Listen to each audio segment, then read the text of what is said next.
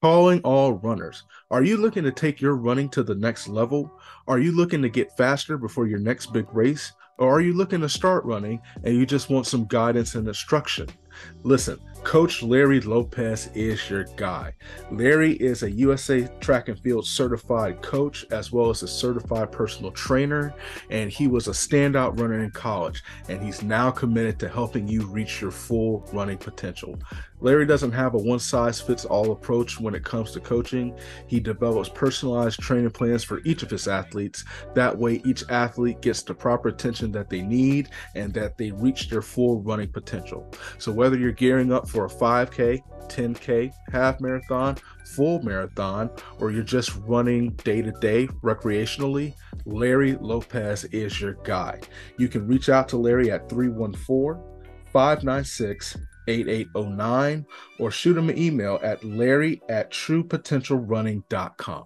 Trust me, you will not regret investing in Larry, and he will help you take your running to the next level. Now, enjoy the latest episode of Lactic Acid with Dominique Smith. What's going on, ladies and gentlemen, saints and inks, and welcome to Lactic Acid. I'm your host, Dominique Smith, and today I have the certified baller, shot caller. His stock is going up hotter than fish grease at your grandmother's family reunion in July. And not only is he killing people on the track, off the track, he is running circles like NASCAR when it comes to schooling. Pretty soon to be called Dr. Allen, but we're going to give him his flowers already. I have my brother player, Dr. CJ Allen, on the show tonight. CJ, thank you for taking time out of your busy life. What's going on with you?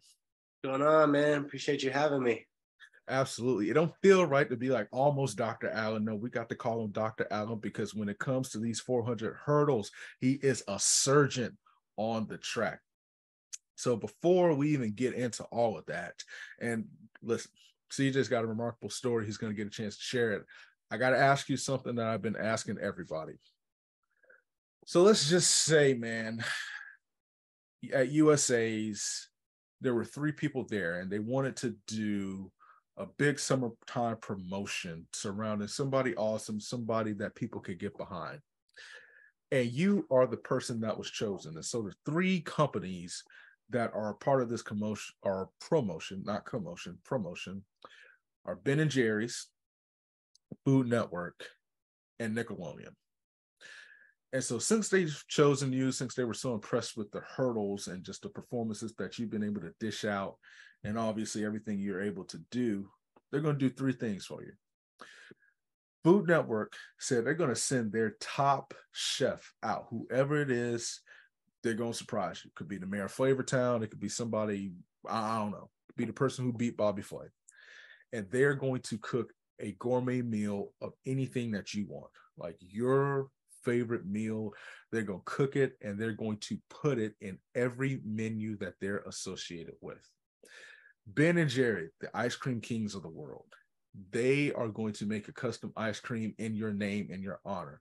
What they need are 2 flavors of ice cream. They're going to combine them into one. They'll sell them at every store possible. Lastly, there was a show back in the day called The Wild Thornberrys. And the main character, Eliza Thornberry, had the power to talk to animals. That power that she had is going to be given to you. You get a chance to talk to any animal that you want, and naturally they're going to talk back to you. So we need the meal, the ice cream, and the animal. Yeah, okay. Ooh.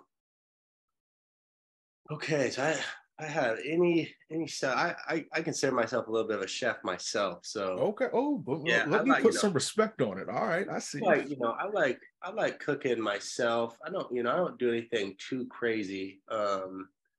But I'm a big carnivore guy. I would like a chef specialty steak. You know what I'm saying? Like a really nice T-bone. I let them do their thing. I let them do the sides. I do everything else. But I want I want a Michelin star steak. You know what I'm saying? With Yeah. all the trimmings. Let them do their thing.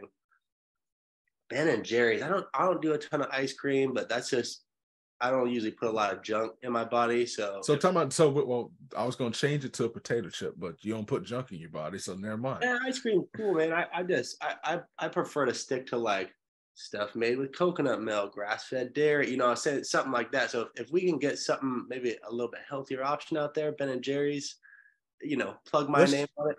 Let's just say they're going to do an organic brand. They're going to do a Heart Smart brand. And I mix two flavors. I'm a classic guy, man. I'll go for a nice vanilla bean. I'll go for a cookie dough. I'll go for something, what I'm saying? Something that hits every time. Because, sometimes you go to ice cream shops, you don't know what you're getting. Yeah. Yeah, that's the truth. Better preach on that. I keep it simple with that. As far as talking to animals, golly. Oh, no. I think maybe I'd talk to birds. I like to know what it was like to fly like that, I want to know why they just be crapping on people's cars. So I like that answer. Yeah. So basically, yeah. So pretty much my car. Why y'all pick my car to just launch on? So you talk about a T-bone. So that's the best cut of steak out there. Because I'm not gonna lie to you, I was a filet brother myself. Then I moved to sirloin. Then from sirloin, I just found a New York strip. Yeah, love the New York strip. But they told me don't do the T-bone. Even though the T-bone, I forgot, it's like the sirloin, and I forgot the other cut. I think there's a strip on it. I eat a lot of ribeyes, man. I like a good ribeye, good fatty ribeye. I hate ribeye that's not shaved on the Philly cheesesteak. It is too fatty for me, man. Really? Because you're just eating fat. Yeah, dude, you get a good cut. You get a really good cut from like a good cow. You know what I'm saying? A cow that's raised right. Even some like Wagyu, something like that.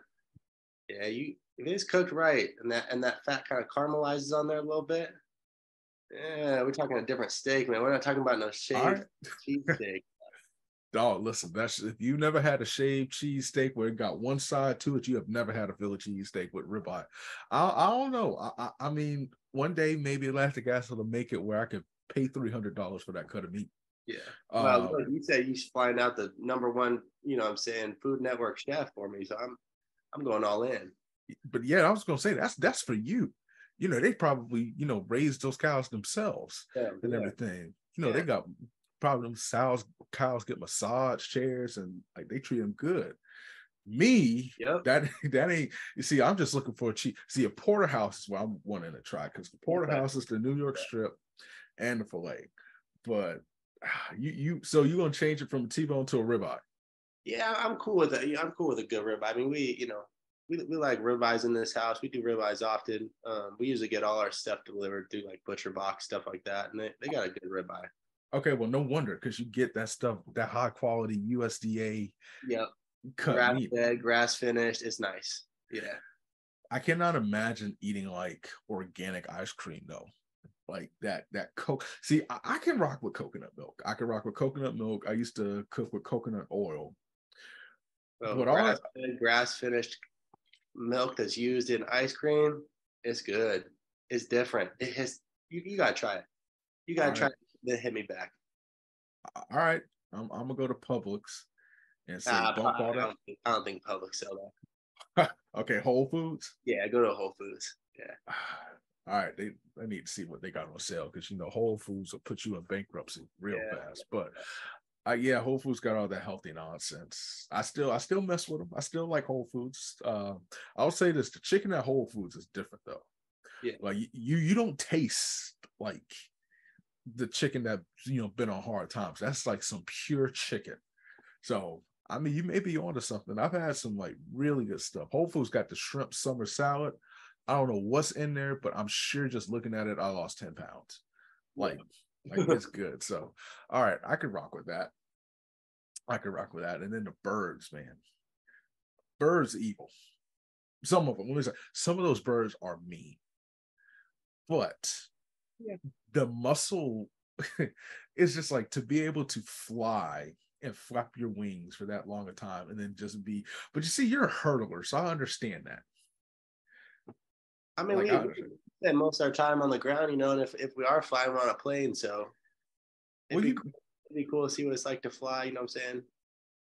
Well, I mean, technically you fly over the hurdles, you glide over, birds kind of glide. Yeah. And everything. So, but speaking of these hurdles, man, I don't know if anybody has had a season quite like you. And the thing is, and you can correct me if I'm wrong, I feel like it may have shocked a lot of people. But if you watch CJ run, it seems like you expected this. Like you expected all this to happen. Like you don't carry yourself as somebody who's surprised with the success that you've achieved so far. How would you describe the season in your own words? And how, I'll say this, if I am right in my assessment that you didn't expect it, how did you keep the faith to get to the point where you're at and where you're going to continue to go? I mean, I just think like hard work pays dividends. And, you know what I'm saying? Dividends don't necessarily come at the end of this week. It don't necessarily come at the end of this month. You know what I'm saying? Sometimes dividends are 5-10 years down the road, you know? So for me, it's like, I'm getting paid eventually, you know what I'm saying? And for me, getting paid is this success, you know, like running fast and doing what I believed I was capable of doing for years and years, you know. I did a couple interviews where I talked with some guys too, and they're like, man, you know, you came out of nowhere this year and this, that, and the other thing. And I wasn't offended, but I was taken aback. I'm like, no, I didn't, dude. Like you go look and you track where I've been and how I've been dropping time every year I've been running the 400 hurdles. Like for me, this is just the natural progression. And it's like, I'm more patient than probably anybody. You know what I'm saying? I've been doing Mm-hmm. this, paying out of pocket for this, you know, about like this life for so long. It's like, for me, this is just dividends on the rest of my journey. You know what I'm saying? So it's like, for me, this like doesn't feel like the end. It doesn't feel like any different than the journey I've been walking up to this point. And I take those moments and I'm happy. Right. And it's like, I relish in like the success, and maybe I don't spend as much time like reminiscing or like being like, oh, in that moment where I'm like, yes, and you see all that excitement, whatever else, because for me it's like there's still work to be done, and this is a part of that progression for me. It's one of those things, and you can correct me if I'm wrong. You don't spend too much time looking back because you can't see where you're going, being looking forward, essentially. And now you're looking forward. You've won Diamond League meets, you got a sponsor with ASICs, and now you're a serious contender to be on the medal stand in Budapest in about a month or so. Yeah, about a month and some change. In your own words, man, what's this journey been like for you? Like, because you can, with the times you're dropping, I said it about Trevor Bassett, and I mean it about Trevor Bassett, but you're in that category as well. Like, it's one of those things where nobody is going to give you anything. You're the kind of person that's going to go out and take it, essentially. Yeah. What's that? Go ahead. What's that journey been like, essentially? Just to go off what you just said, like, dude, I don't want anybody to give me anything. You know what I'm saying?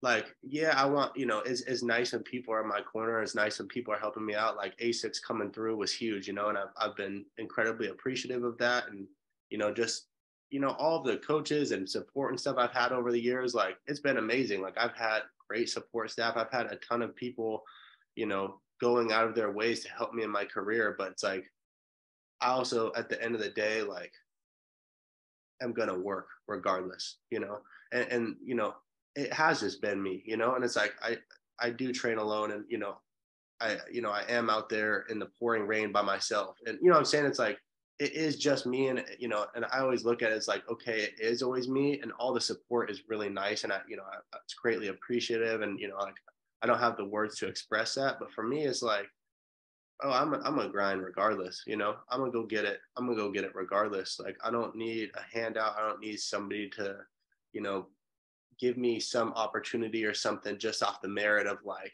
oh, like, we're gonna go out of our way to do this. It's like, I don't need that, man. Like, I'm gonna go get mine. And I think that my progression is proof of that. Like, Mm-hmm. I've been patient and consistent for so many years, and now it's like, okay, I'm having a breakout year, right, where people are noticing me for the first time or whatever. And it's like, okay, but I've been there. Maybe you didn't see me, but I've been there. Yeah. And so that, that's just kind of like my mentality too. And it's like, I'm busy, bro. Like, I'm so busy that maybe I don't necessarily have that time to sit and be like, I did it. You know what I'm saying? Like, I made the team. That was like a huge dream of mine. It's like, I'm just going to relish in that and just relax. Like for me, it's like, okay, I did what I came here to do. I did what I came here and expected of myself to do. There's more work, you know what I'm saying? There's Yeah. always going to be more work. And it's like, I don't look at things as like, I think a lot of people look at things as like, I gotta work, you know, and it's like, oh, this is something that I do and I work to get the reward. For me, the work is a reward, which I know, you know, might seem crazy to some people, but you know, it's like I look forward to training. I look forward to going to school. I look forward to coming home and cooking a good meal. Like I look forward to those things. Like for me, that is the reward in itself. And I think that's something that's given me the consistency to go over time. I can keep doing this because I love it, you know, and it's something that I enjoy doing. Whereas I feel like a lot of people, they got to go to the track and it's like, okay, I can get through this workout, I can get through whatever else, and then I can go home, play video games, relax. I don't want to relax, man. I want to go, you know, I want to go push myself. You know, I got class after practice. I got class before practice. I got a weight room session. You know, I want to go home and, cook meals for myself. I want to cook for my friends. I want to do stuff that keeps me busy and keeps me doing the things I like to do. You said something interesting, man, and it's such a hard concept in life, and that is you're the most patient person ever. Patience is a true, Bible talks about how patience is a virtue, and it is so hard, but also says we all need it. I don't want to say how do you get that patience, but for you, how are you able to stay patient, and how are you able to stay optimistic in your patience instead of passive, if that makes sense? Yeah, I mean, you touched on a good thing, and an important thing for me too, which is faith. It's like I'm a devout Christian, and so I believe that God's plan for me is whatever comes to fruition as long as I'm working for Him and glorifying His name. So it's like for me, yes, it's tough. Like, dude, do I get stressed? Absolutely, I'm a human. Like, is it tough at times? Sure, I'm not saying that it's all it's not tough, especially when it's like freezing cold and it's pouring rain. I'm not so out of my mind and disconnected from reality where I'm like, this is my favorite thing ever. That's not what I'm saying. It's like, for me, it's just like that patience, and a part of that process, good things have ever come from my life, from the friends' lives around me, from working, and seeing things come to fruition. Is like, for me, there's no expectation of something coming to fruition. There's no expectation of reward. But dude, you work long and hard enough, you seem to get real lucky. I think there's a saying, it's like that: the harder I work, the luckier I become. Mm-hmm. And I always just kind of look at it like that, as like, I put myself in a circumstance to be successful, and I rely on my work ethic to allow myself to be successful in that position. So it's like, yeah, a lot of the time I do feel like I'm like, okay, yeah, I'm getting lucky again, but it's just like, I think over time that continues to build up, right? And eventually you get to a point where it's like, okay, I trust myself. I trust myself to go into that situation, handle business, and do what I need to do. And if I don't, that's ill preparation. There's something that I missed. There's something that I can go back to and draw from, so that next time, right, it's more successful, or it's executed properly. And that's with everything, man. That's with everything in life. That's my exams. That's even a meal. If I jacked up a meal, something like that. So it's like, for me, in relationships, anything like that, like, you learn and you build based on what works and what doesn't. And you just have to take it as it is. I'm going to touch on school in a second, but what perspective does your faith give you? You obviously talked about God's plan, and you talked about reality. Like, it's hard to, do what you do and how you do it. But there always has to be a point of perspective. And what does that bring to you day in and day out? Yeah. I mean, that's a tough question, because it's like God's perspective is always going to be greater than mine, and it's like, I kick myself all the time because I always get caught in that, living CJ's life type thing. And I think it's really easy, to just act like a human, right? Just act like a normal dude and go about my day, and it's just like, as soon as I feel myself drift from like what I know God's placed in my heart, or, the spirit and the season of life that I'm in, whether that's struggling, whether that's, celebrating the fruition of the struggle, or whatever it is, right? It's like, I always try and keep myself grounded in a sense where it's like my lows, I try and build myself up to, a higher point. And, when I'm at my high, I like to keep myself down low, because I feel like if you can remain constant and stable, things are a lot easier to handle, So it's like when I have these high highs, it's like, yes, I'm in the moment, I'm appreciating it, but I know that there's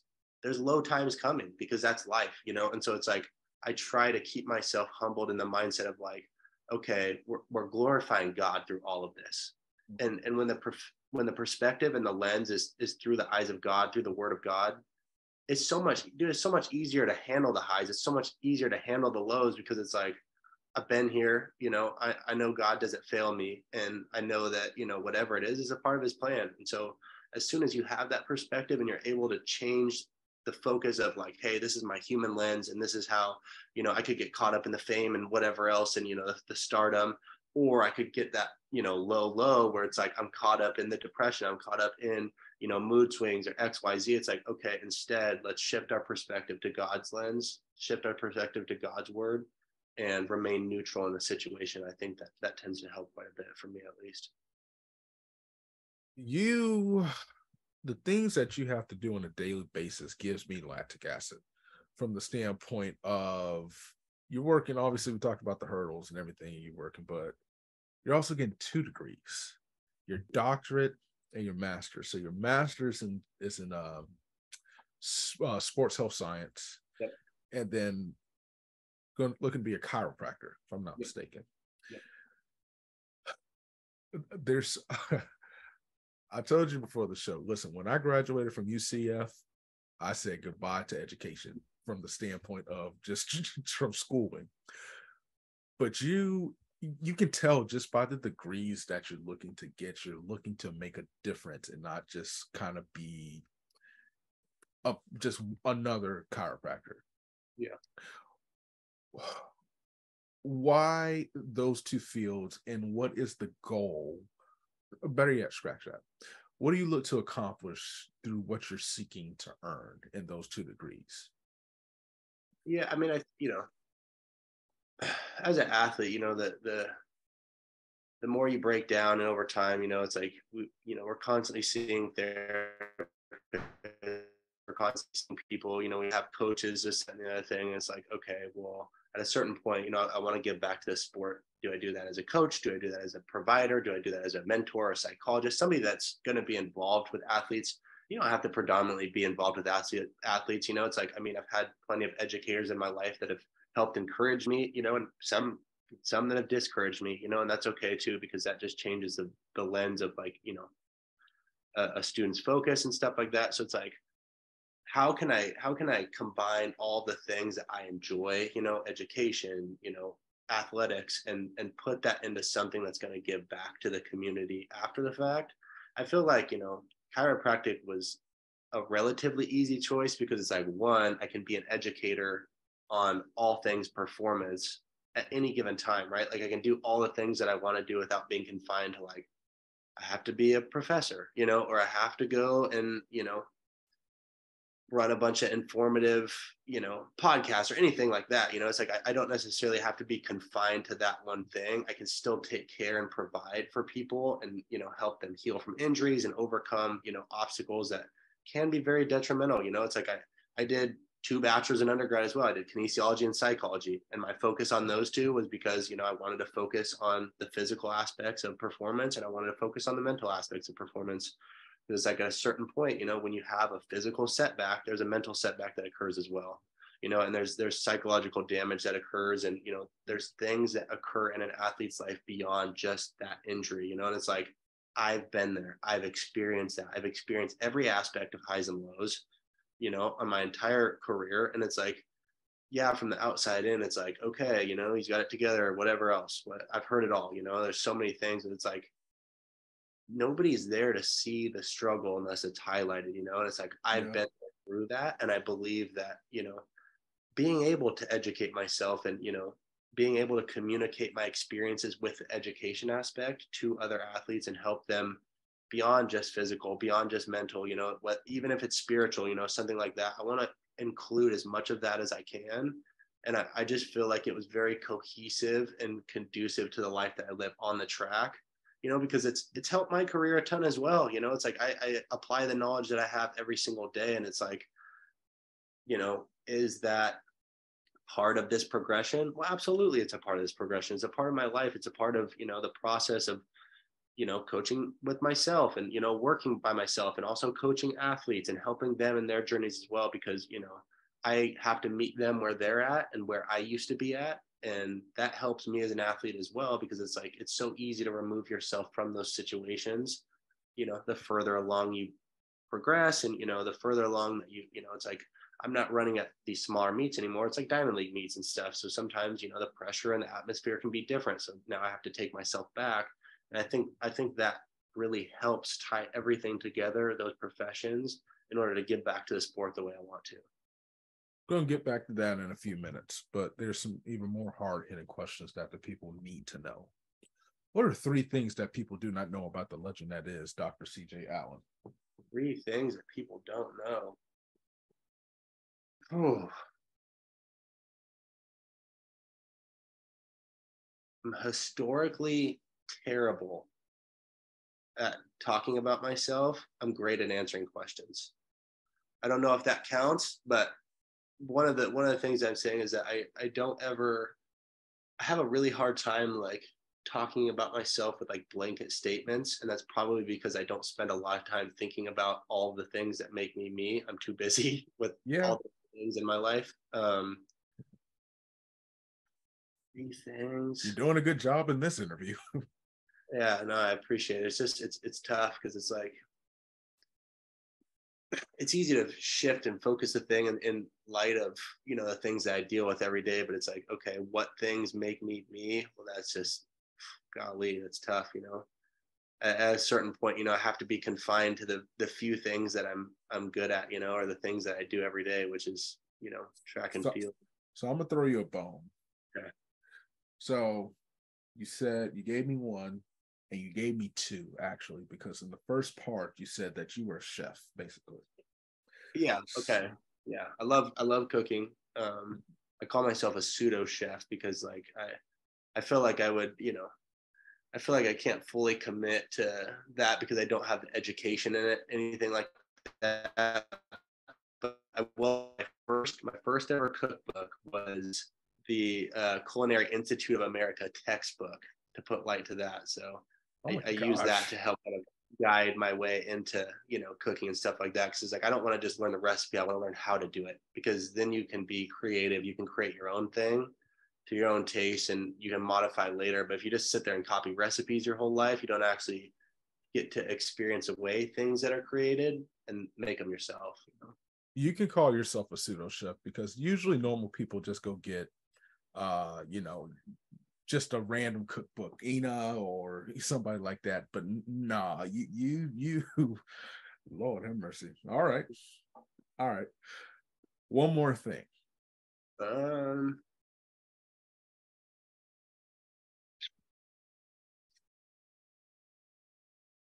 don't know. That could be a hidden talent. It could be yeah, I mean, music. It could be style, entertainment. It don't matter. I mean, I ride bikes, like motorcycles. I have a motorcycle. I love riding my motorcycle. Oh, that is interesting. Yeah, just again, might tie back into the aspect of I enjoy the flying aspect of life. Yeah, jeez. Yeah, so maybe that. I'm into that stuff too. So you went to Washington State. Sure. And now you're in Atlanta. Okay. Who has better food? Atlanta. But here's the thing, you're healthy. You eat healthy. So some of the foods that I'm thinking, I don't know, because Atlanta is different. Like the Atlanta airport. I hate that airport, but Lord knows they have some food that tempts me every time. I've never gone to Chick-fil-A and tasted seasonal in the chicken biscuit like I did in Atlanta. If y'all don't know what it is, go to your grocery store, and if you don't season your food, go get that. It'll save your life. I've never seen like a place where I can get like collard greens and fried chicken just at the airport, but it's just like, like, so what do you eat? Because like you're very healthy, and like you said, you're conscious of what you put in your body. Yeah, I mean, my biggest thing. So like, I think when people think of health, right, it's like, oh, we're on some sort of like type of vegan diet, or and this isn't a knock on vegetarians, nothing like that. Do I agree with it? No, but that's my science background too. Like I just don't think that there's a lot of misleading information out there. My thing is like, I didn't necessarily change the foods I was eating. I changed the way I was eating them. So it's like, if I'm not, cooking my chicken, right? Let's say we're going like fried chicken. I'm not cooking my fried chicken in vegetable oil, canola oil, seed oils, inflammatory oils. I'm cooking them in things like coconut oil, avocado oil, extra virgin cold pressed olive oil, ghee, grass-fed butter. So I'm not, I'm saying, you're just swapping one thing for another, which, you're not creating as much potential for harm. Let's put it that way. So it's like, I seek out places where, they're making their food from scratch, or, they make their recipes a certain way, or it's, more authentic. So it's like, if I'm going out to eat, am I like absolutely nuts where I'm not going to go eat out with my friends? No, that's not what I'm saying. But if I do go out to eat, it's like, I would prefer like a Thai restaurant because they typically cook in coconut oil, what I'm saying? Or something like that. Like I'm making choices. Or we'll go Italian where it's typically, olive oil. We'll choose a nicer Italian where they're going to choose a nicer olive oil. So it's like, I'm not necessarily being so nuts where it's like, I got to eat at this time, meal prep all my meals. That's not eating. That's like, I don't know what that is. That's military, that's not me. But, maybe making just more informed choices in a sense. So let me ask you this, because you said something interesting, because I'm going to have to start adjusting. I do like avocado oil. Avocado oil slaps a little differently. So is ghee better than like just regular butter? Depends. So ghee is just clarified butter, right? Where they heat it up and they scrape the milk fat out essentially. But again, it's like quality source, right? So it's like, for me,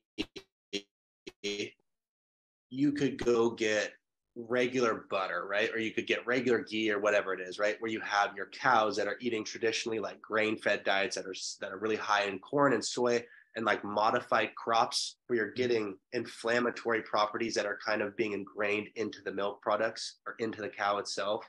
So I would rather choose like a Kerrygold or like a grass, something that's like a grass-fed, grass-finished cow where you're getting quality source butter, quality source ghee, where I don't necessarily go like, hey, this is a healthier option than the latter. Because it's like, if you have a crazy lactose allergy or something like that, ghee is going to be the better choice because the milk fat's out of it, right? So it's like, I can't make that decision for everybody, but I can say, hey, these are your two options. I would choose quality source above all else. You make the decision based on your specific dieting needs. But as long as you're informed of like, hey, this is what I should be choosing between, it's a little bit easier to navigate. Listen, I got hooked on Kerrygold butter about 6 months ago. Best decision. You never go back. You never go back. That thing is so expensive, but I make oatmeal all the time. Yeah.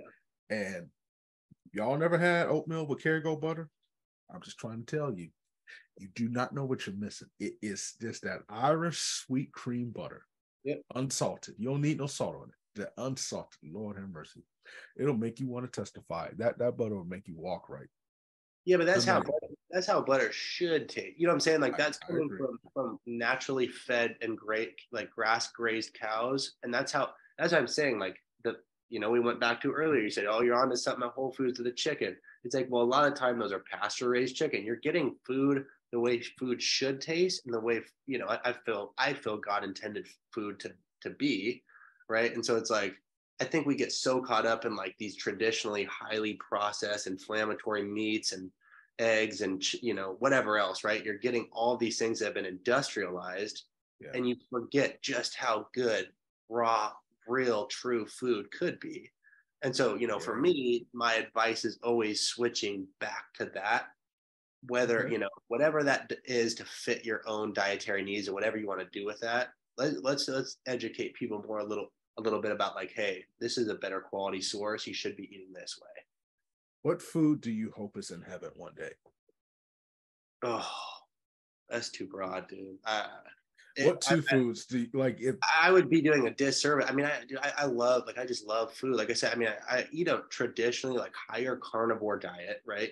okay, But I mean, I'm not 100% carnivore. Like I love, sauteing vegetables. I love throwing in, a nice fresh salad, like, all those things. I love Italian food. I love, even like just getting to travel the world and try foods from, different places, Greek food. And, even the food we had in Qatar was amazing, the way that they, cook their meats and stuff like that. And so it's just like, you say one or two foods, dude, couldn't do it. I just want food. I just want food to be enjoyed in heaven the way that God intended it to be enjoyed. I believe that God intended for me to enjoy fried chicken and pho, and that's what I believe is going to be there waiting for me. As soon as I see him, I greet This him bus face to. slap though. I'm just trying to. He could listen. He could put that Holy Ghost avocado. I don't care what oil he use. He can use holy oil. But as long as I got a plate waiting for me on the other side, that's me. Yeah, dude. Man, have you thought about doing two things? Have you thought about making your own food blog? Because I think it would be so unique from an athlete's perspective to teach people. Because here's the thing, man. I'm not even gonna lie to you.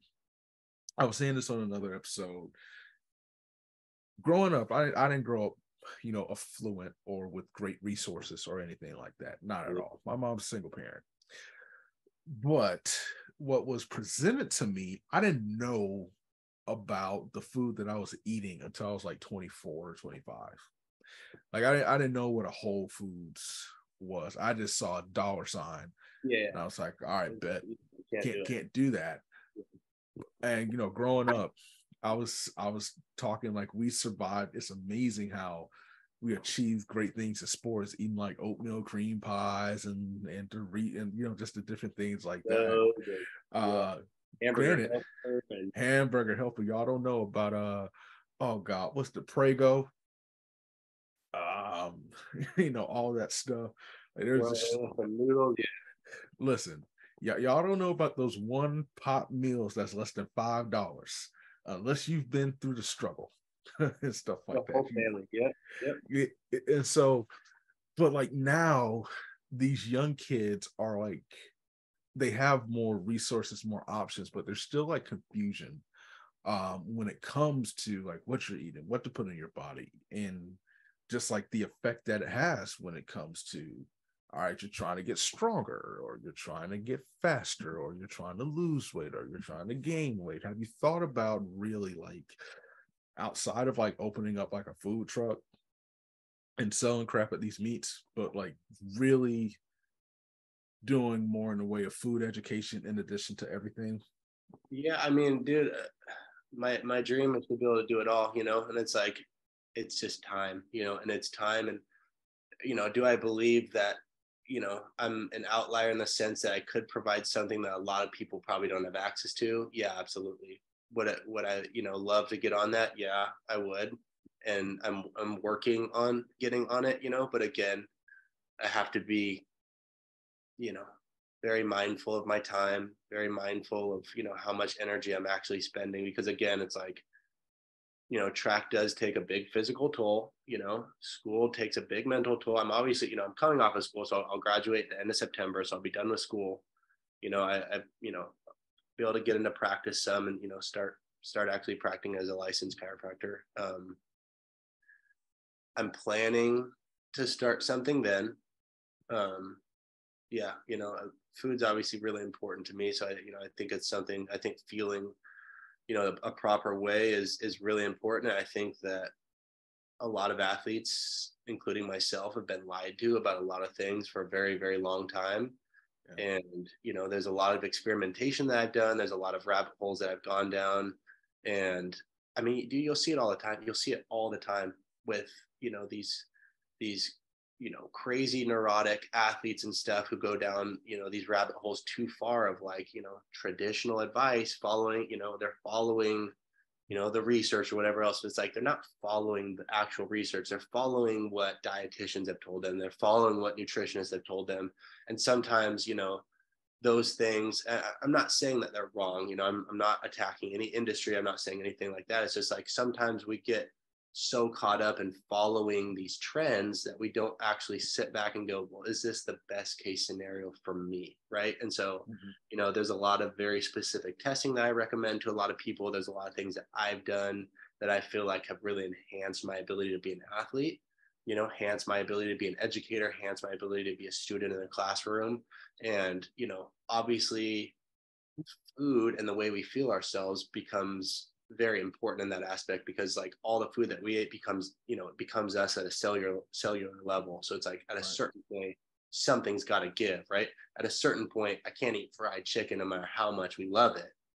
I don't eat it every day. So let's get that out. Yeah. Let's get that. Listen, I believe one day when God gives me my wings, I'm gonna eat it morning, noon, and night. But until now, it's just an occasion. So because some people are like, you eat so much fried chicken. What's your heart doctor say? He said you good, Dom. So let's just get it straight. We're good.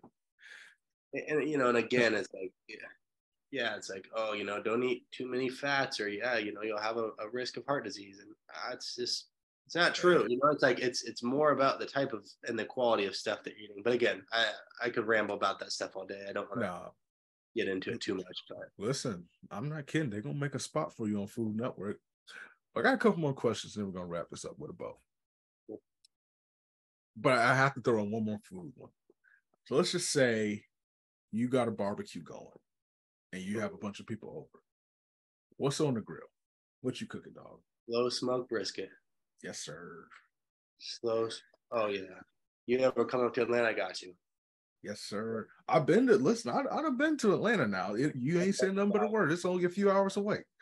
So I started barbecue is like one of the biggest things that I worked on. Dude, I was up in Pullman, Washington in the cold. I originally started with a stand-up smoker, and I would just whip that thing, dude, all the time. You know what I'm saying? I do barbecue, I do ribs, I do slow smoked chicken, I do sausages, I like hand stuff my own sausages, brisket, whatever. Oof, Lord, Jesus. I would do it. 12 up to 24-hour smokes, you know what I'm saying? Yes, just sir. Waking up every couple hours to restock my little chipper, you know what I'm saying? Because anything, but I was committed to it, you know what I'm saying? Because something about that, like pulling some brisket off after 16 hours, knowing that you were out there sweating all day long. You got up at 4 a.m. to make sure that thing was primed and ready to go. Boy, yeah, it's different. Let me tell y'all something. Y'all don't understand. When you get I do pork, but I cook pulled pork. And I do some ribs too. Yeah. When you get that cut of meat and you season it and then you let it cook. It's some different. It hits differently. When you pull it off, and you have to be patient because ain't nothing like 9 hours later, you pull it off and you take it and that bone slide out. Let me tell y'all something. Yeah. So what wood do you smoke with? What wood? Yeah. It depends, like I initially started, like it's a lot easier to do like a mesquite, because you can do like a ton of different types. When I first started, I'd do that. I'd do some apple wood, but I really started getting into Central Texas barbecue. So I started smoking with oak. Yeah, I was about to say oak wood, man. Yeah. Oak wood and hickory. Because if you get good cuts of meat, oak wood and hickory brings out all of those natural flavors of the meat. And with good seasoning, and I don't do, a lot of the time too, I don't do anything too crazy as far as seasoning, because I like to get the real taste of the meat. And I put my own barbecue sauce as well, slow barbecue sauces. So it's like, you want extra flavor, cool, but you can do a lot with just the right amount of salt and pepper on some good meat and the right seasoning. If you're doing barbecue, I'm not mad at it. I'm not mad at it. I got my own. I do my own rub, but I listen. I'm a big fan of Aaron Franklin, though. He's a Central Texas barbecue king, and so he put me on to that salt and pepper mixture, and I've never looked back. So listen, on a brisket, I'm not mad at a salt and pepper brisket. I've had it before, and as long as you smoke it right and just let the meat do the work, I ain't mad at it. on a I'm not good mad at it. man, yeah, I'm not mad at it. We're gonna have a barbecue when you come back from Budapest. yeah, You know, we'll do I'm that. tell me, man, Bring up some pork belly. We'll get it going. bro. Listen, I'm bringing up. I'm gonna bring a turkey. I'm gonna bring a pork butt, and you got the links and everything. I got you. I got the sides. You know, I do baked beans, cornbread, casserole. You know, I don't trust everybody potato salad, so we can do one per family and everything like that. So you know how it is. Yeah, You know, we even have a little friendly comp if you want. You know, I'm a competitive guy, so CJ, man, at the end of the day, we just eat good food. You know what I'm saying? that's true, but you don't want the smoke. I'm just saying. You know, everybody says that, and then they realize that I'm not invited to the cookout. I am the cookout. That's a nice thought in theory, but I'm trying to tell you, you ain't I'm you telling you, you dog. ain't you I'm ain't telling about it, you, man. man. That's good. You can be your cookout. Yeah, But yeah. as okay, I'm all saying right, it is the cookout, but it's cool. that's cool. That's cool. Yeah. Just Okay. understand this happening. Lactic Acid versus CJ Allen. That's what That's we're gonna do. And we just need to pick some judges and we're gonna make it happen. So I need to Yeah, I mean, you could bring your family down, you know, that because that, you know, even if it's your family, they're going to be more inclined to pick you anyway. So I like that challenge. nah, don't worry Like about it. once they have my barbecue, you know, you'll see. Nah, trust me. Trust me. All Just right. trust me. Just trust me. We're gonna get to that. See, they got me started now. But tell me, how do you juggle? Like, what is your schedule like when you talk about school as well as just track? Like, what is a normal day and how do you find that balance to make it all happen? Um, you know, every quarter is a little different as far as like class schedule. You know, I typically leave like I try and leave like 2 hours out of the day for training. Like a 2 hour block somewhere in the middle of the day because you know there's some days where I was in class from 7 a.m. to 7 p.m. and that's just the day you can't train. You know, it's like you pack your lunch, but you're in class. You know, 2 hour blocks from 7 a.m. to 7 p.m. just straight through. So you know, obviously I had to make sacrifices and change my training schedule a little bit because it's just like it's not feasible to train in a day like that, you know. Or if I do, maybe go into the gym, excuse me, like 6 a.m., you know, get a lift in, something like that. I did all the strength and conditioning for the quarter mile for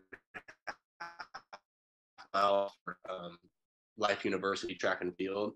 So a lot of the time, you know, all our strength and conditioning, the only time that would work out is like, hey, we get up at 5 a.m., you know, we go to the gym at 6 a.m., we lift from 6 to 7, you know, and then we can all start our classes. And so, you know, some mornings, you know, early in the week, I like to front load the weeks, you know, with a lot of my lifts and stuff like that. Cause obviously, you know, yeah, I mean, it's, you know, no matter how much I've been able to optimize my diet, optimize my schedule, you do run into some fatigue towards the end of the week, you know, and it's like you still want to have quality sessions on the track. You know, you don't want to be lacking in the classroom either, you know, as well, especially when, you know, we're testing, you know, after week 2 or week 3, we test basically every week all the way through week 11, you know, so it's like handling that, you know, I guess handling the load and just being smart. Cause like at the end of the day, you just have to pick battles, right? Like sometimes, you know, you're going to be more physically exhausted. So it's like, okay, we need to cut this session down, or, you know, I'm more mentally tapped. And so for me, I like to get in more at the beginning because then I feel better about, you know, being able to say, hey, you know, I need that break now, or, you know, I need to take a moment for myself, you know, because it can be overwhelming at times, you know, it's Yeah. again, it's just like, it's a work-life balance, right? And it's like, you know, so many people look at habits as like a negative connotation, right? It's like, oh, you have a habit of doing this. And it's like, oh, we want to break habits. I'm not about breaking habits. I'm about forming great habits, you know? And so as long as I'm in those good habits and maintaining and I'm feeling myself right. And, you know, I'm successful in the classroom, I'm successful in the track. I don't think people realize that success builds on itself, you know, a lot of the time. And if you have the mindset of success building on itself and stress being a positive thing in your life, you can become almost unstoppable, you know, and you allow things to accumulate and they continue to build on, you know, one after another. It's a lot of the times when, you know, people go, oh, I'm tired from training, I need to take a break, and they sit and binge a show for 6 hours. I'm not saying I don't or I haven't done that in the past, you know, obviously time permitting, I can't really do that now. Right. Yeah. But when you do that, you allow yourself, your psychology to kind of take that step back and go, hey, you know, we're just mindlessly binging something now. And so now we've gone from a physical success to a mental drain. And it is draining sitting there doing that.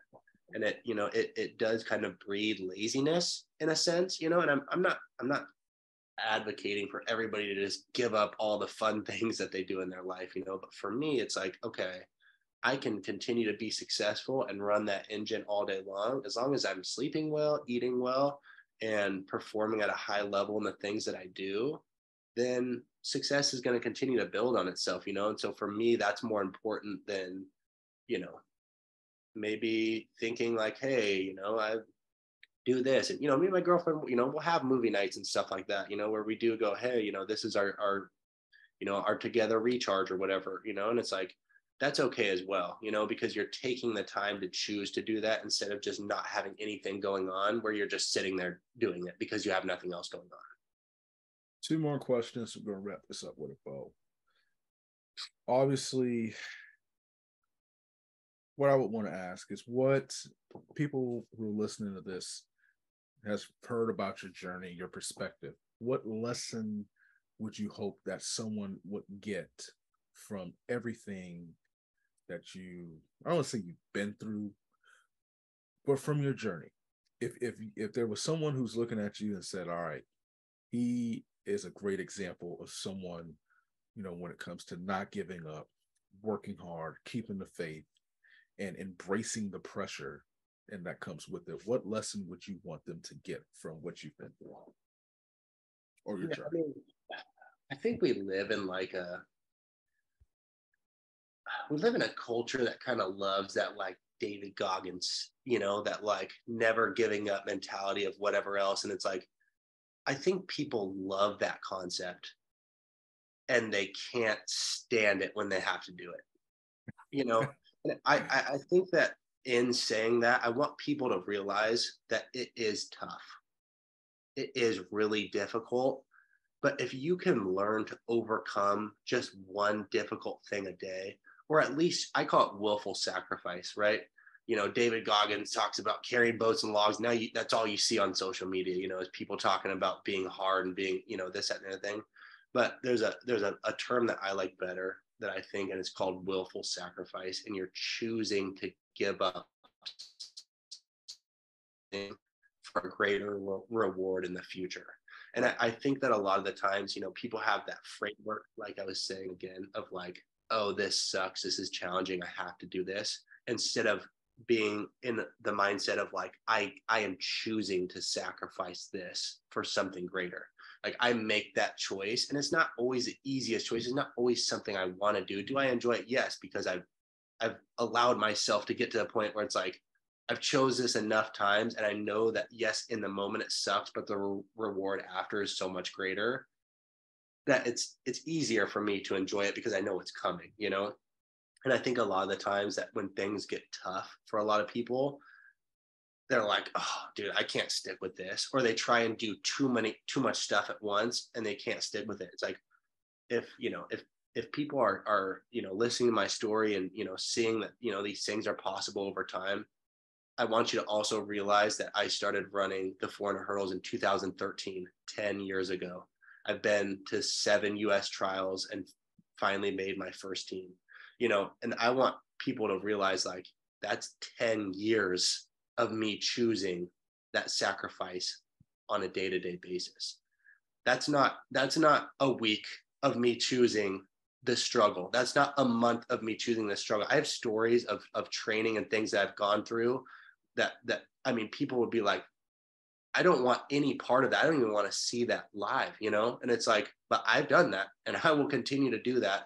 And so, you know, if you can start taking those steps every single day and choosing something to sacrifice, that willful sacrifice every day, and allowing yourself to continue down that journey, if you can get that from me, even if it's the smallest thing possible, that's a win. That's a win for me. That's a big win. Man said a decade. Y'all talking about an hour. He said a decade of the struggle. And now he is headed to Budapest, which leads me to the last question before rapid fire. How excited are you to go and compete?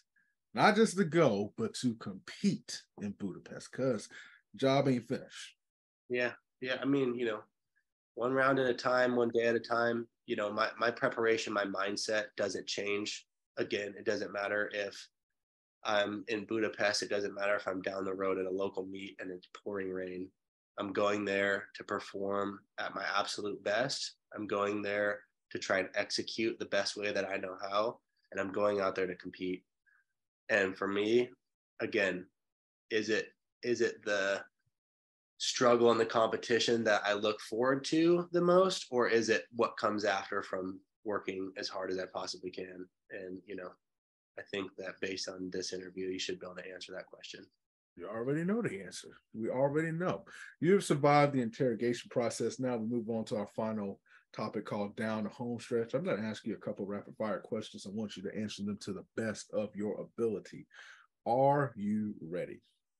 Yes. Usually I would ask if there was a food that you could live with and a food that you could live without, what would they be? I'm going to switch it up tonight. What meat should not be considered in the barbecue family? In the barbecue family? Mm-hmm. Ooh. Hot dogs. Okay. Is that okay? Is that, I mean. Oh, I despise hot dogs, Okay. for a living, but I was thinking hot dogs, or like some people don't think smoked chicken or turkey should be in there. But as long as it's like slow cooked, I consider that like a barbecue, and it's like, okay, everybody wants to go to hot dogs, but that's, to me, that's not food. That's just like ground up whatever they throw into a meat and call it whatever. If you had to take a vacation in the mountains or the beach, which one would you choose? Probably the mountains. Yeah, I'm from kind of the woods and stuff like that, and so yeah. Song that gets you pumped up the most. Oh, pumped up the most. Oh. I don't know. I can't rapid fire that because I don't know. Oh man, it's okay. It's okay. We're moving on. Let's say they're going to make a movie about your life. Who is the actor that you want to play your character? Maybe like a Daniel Craig, like a smooth 007, somebody, somebody that, again, people want to get behind, but really about that life, when it comes down to it. So you want to be like the new James Bond that they're looking for? I just, it's just like everybody wants to be a badass and do this, that, and the other thing, but nobody wants to work for it. You know what I'm saying? Yeah. And so it's like, yeah, everybody wants the success and the glory, but nobody wants to work for it. You know what I'm saying? So I feel like I'd pick an actor based on, a movie of kind of something like that, You could play any other sport than the one that you basketball. Okay. Yeah, who would you compare your game to?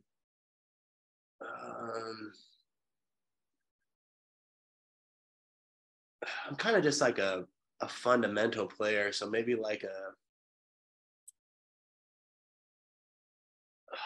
prime. Like a Tim Duncan. Yeah, maybe like a prime Tim Duncan, somebody that is fundamental, picks up, not like a high score. My jump shot's kind of, that's fair. It is, you know what I'm saying? So I'm not on the perimeter. I'm down below getting scrap buckets, stuff like that. But yeah, like prime Tim. Tim had that broke jump shot that was effective within 10 feet. Yeah. Bring back the mid-range, man. Bring back the mid-range. It's all about the 3-point game now, man. Steph's changed up the game for the entire league. All these kids too, man. You see them go crazy. Pulling up from half court. Bro. Like it's just I don't know. I'd sound like the old man yelling at the cloud, but yeah, it's always gonna be like that though. All right. What is the best ASICS shoe out there? The best ASICS shoe? Yeah. I'm personally a Gel Nimbus brother myself, but I'm curious to hear yours. Yeah, I've been rocking the Gel Gaudes that they just released. I bet. And some of the X89s, but yeah, dude, some of those Gel, they're just so comfortable, dude. I don't know what I was missing out on my whole life, bro. Like, I was rocking so many other brands, and then when I signed with them, I was like, it's like this. Yes, sir. It's It's like different. this, dog. Okay, this is different. And for you, it's free. So you already know how it is. So that's how we rocking. All right, a couple more questions. Best and worst airport that you've been to? I mean, I got to keep it where I'm at now. I mean, Atlanta does me good because I don't think I've missed a single flight out of here. I just be getting on, hopping on that plane train. They take me right where I need to, in and out. Worst airport I've been to? Oh gosh, we flew up. We flew up to like it was either South or North Dakota last year for NIA Nationals.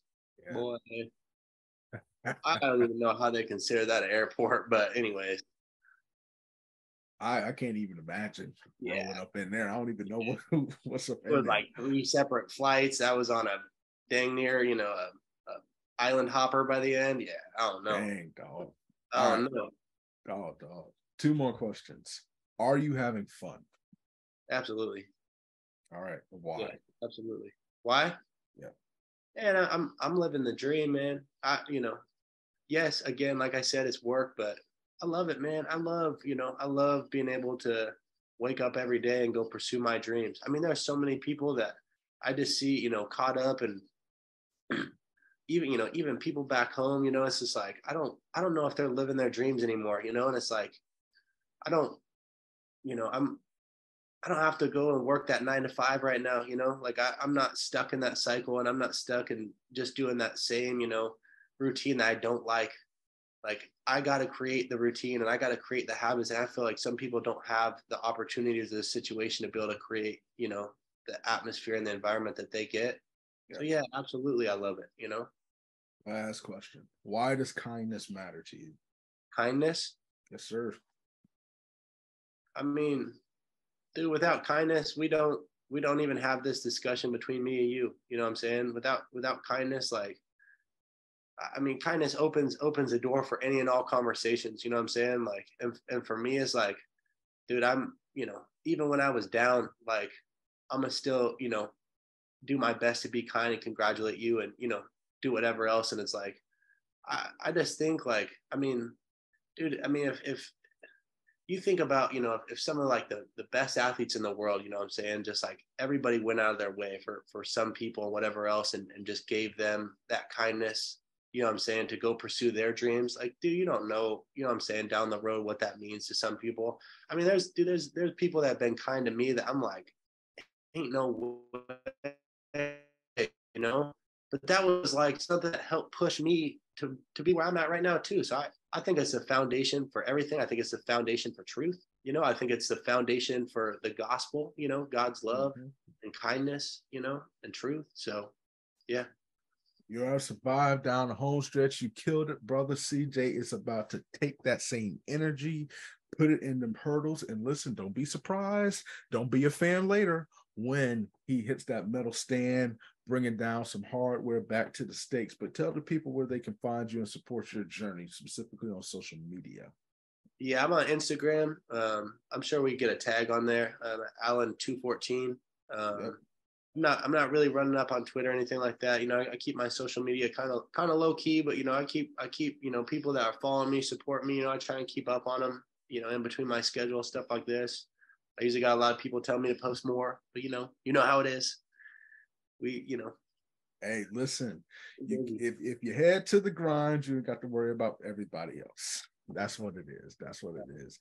CJ, appreciate you, brother. Appreciate everybody listening. Until next time, love, peace, chicken grease. We'll catch you later.